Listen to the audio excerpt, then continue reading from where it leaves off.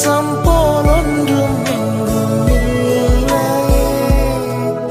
எனில் என்ன கண்டி என்னை நேசிக்க இப்பாவிக்கு தகுதி இல்லையே. என் பலவீனம் அறிந்தும் நீர் நேசித்தீர், என் குறைகள் தெரிந்தும் நீர் நேசித்தீர். எனில் என்ன கண்டி என்னை நேசிக்க இப்பாவிக்கு தகுதி